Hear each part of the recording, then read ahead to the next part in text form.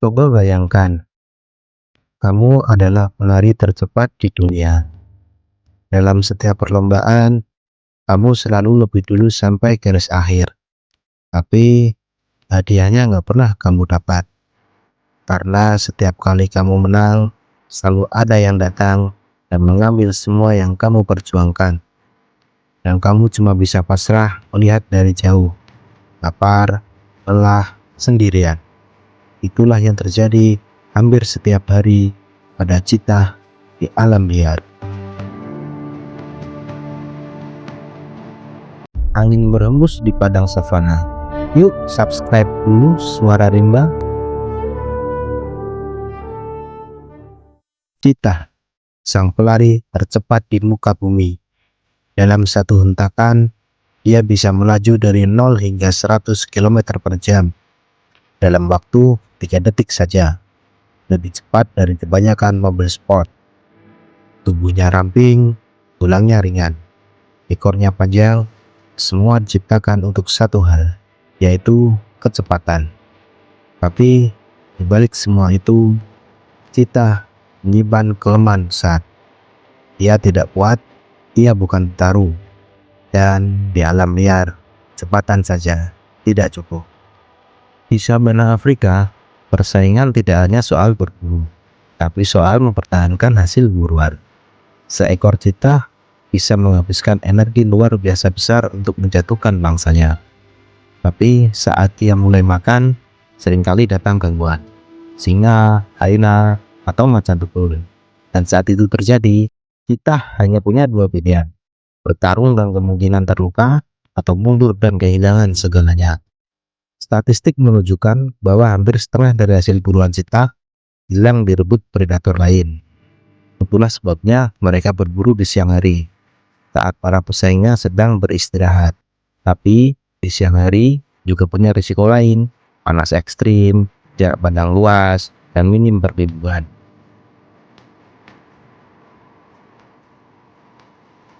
Cheetah betina melahirkan antara 3-5 anak. Tapi tragisnya, hingga 90% dari anak-anak itu mati sebelum umur 6 bulan. Banyak dari mereka dimangsa saat induknya pergi berburu. Tidak ada sarang yang aman, tidak ada penjaga selain induk itu sendiri. Inilah nasib para calon pelari hebat yang bahkan belum sempat mencoba lintasan. Saat ini, populasi cheetah liar di dunia diperkirakan kurang dari 7.000 ekor saja. Dulu mereka hidup di seluruh Afrika, Timur Tengah, bahkan India. Tapi kini, mereka hanya bertahan di sebagian kecil wilayah Afrika. Cheetah Asia yang dulu berkeliaran di India dan Iran tinggal tersisa kurang dari 50 ekor, semuanya di Iran. Subspesies ini sudah termasuk status krisis. Habitat mereka terus menyusut. Sekarang, cheetah hanya menempati 10% dari wilayah aslinya. Padang terbuka berubah jadi lahan pertanian, rute perburuan berubah jadi jalan raya, dan rimba sunyi berubah jadi suara manusia. Ribuan tahun lalu, cheetah mengalami penurunan populasi drastis yang dikenal sebagai genetik bottleneck. Akibatnya, hampir semua cheetah sekarang punya susunan genetik yang sangat mirip satu sama lain. Ini membuat mereka lebih rentan terhadap penyakit dan lebih sulit berkembang biak. Bahkan di penangkaran, tidak semua betina mau kawin, dan banyak anak yang lahir dengan kondisi lemah. Saat ruang hidup makin sempit, cheetah terpaksa mendekat ke pemukiman. Mereka dianggap hama, perusak ternak. Akibatnya, banyak cheetah ditembak mati oleh petani yang merasa terancam. Di sisi lain, dagangan ilegal juga menjadi ancaman.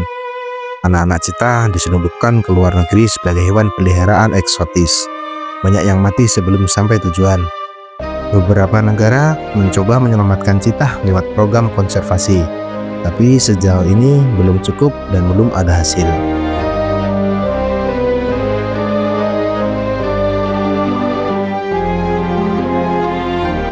Organisasi seperti Cheetah Conservation Fund di Namibia dan beberapa suaka marga satwa di Afrika Selatan mencoba memberikan harapan. Mereka membangun zona konservasi, membuat program relokasi, bahkan melakukan edukasi kepada peternak untuk hidup berdampingan. Di India, beberapa cita Afrika direlokasi sebagai upaya reintroduksi, langkah yang kontroversial, tapi mencerminkan usaha global. Namun, waktu mereka terus berjalan, dan angka di lapangan tidak bisa bohong. Jika tidak ada perubahan besar, cita bisa lenyap dari alam liar dalam beberapa dekade ke depan. Cita adalah simbol kecepatan, tapi hari ini mereka sedang tertinggal dalam perlombaan-perlombaan untuk bertahan hidup. Dunia terus bergerak, tapi cita makin kehilangan ruang untuk berlari. Saat kita sibuk dengan urusan manusia, satu persatu suara alam mulai menghilang. Dan mungkin suatu hari nanti, anak-anak kita hanya bisa melihat cita dari gambar, tanpa pernah tahu betapa indahnya mereka berlari di sabana.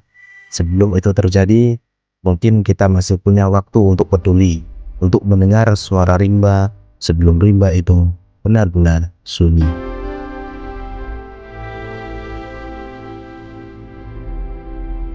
Terima kasih sudah menonton video ini sampai akhir. Mohon maaf apabila ada kekurangan dalam penyampaian maupun informasi yang mungkin kurang tepat. Jangan lupa dukung terus channel ini agar kami bisa terus berbagi cerita dari alam liar.